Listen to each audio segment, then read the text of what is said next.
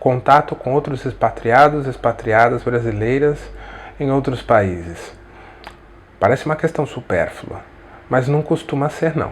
Encontrar outros brasileiros, outros conterrâneos, outras conterrâneas no nosso país como expatriados, muitas vezes tem o poder de fazer surgir muitas situações inusitadas, desde do reconhecimento carinhoso e caloroso de encontrar uma outra pessoa da mesma nação, do mesmo país que o nosso, até mesmo repulsa, oriundos muitas vezes dos nossos próprios sentimentos e oriundos muitas vezes da nossa própria situação e da nossa própria saúde emocional.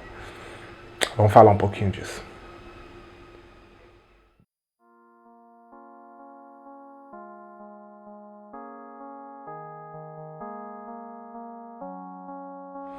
É claro, convém falar a respeito da nossa cultura brasileira em relação ao carinho, em relação ao acolhimento, em relação à proximidade física que nós temos, essa facilidade que a gente tem como brasileiros, como brasileiras, de abraçar, de beijar, de olhar nos olhos, etc.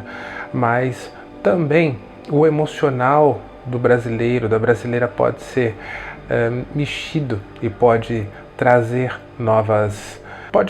diferentes reações.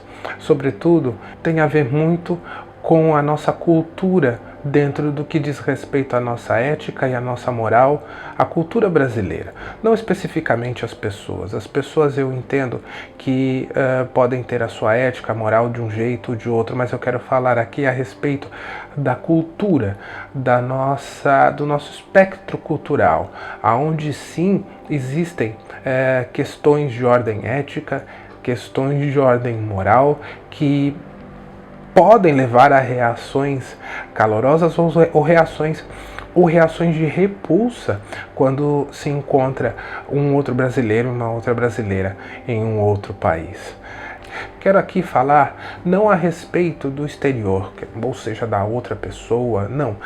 Quero trazer uma reflexão a respeito do nosso emocional, aonde a gente muitas vezes vê outro brasileiro de uma maneira espelhada, ou seja, a possibilidade de que possamos ver determinadas coisas que nós repudiamos e não aceitamos em nós mesmos e projetamos isso nas outras pessoas, né? E eu entendo e percebo que isso acontece com muita facilidade nesse encontro entre expatriados, né? Onde questões relacionadas à ética, à honestidade, à corrupção, etc, vêm à tona e muitas vezes isso é projetado nesse outro brasileiro, nessa outra brasileira que a gente encontra, e situações às vezes de indiferença, situações onde muitos expatriados e expatriadas preferem esconder ou preferem que não percebam que você é brasileiro ou que você é brasileira. É muito curioso isso, né? Eu não quero classificar aqui nesse vídeo o que é certo, o que é errado, o que deveria ser feito, o que não deveria ser feito. Eu estou falando aqui dentro de um estilo psicanalítico. E o estilo psicanalítico ele não é de dar conselhos ou de orientar, mas de levantar hipóteses, levantar problemas e, sobretudo, levar a reflexões subjetivas e reflexões individuais. Não é você que está vendo esse vídeo, você que por acaso é expatriado, não é o que acontece com você em relação ao teu emocional a respeito desse aspecto, né?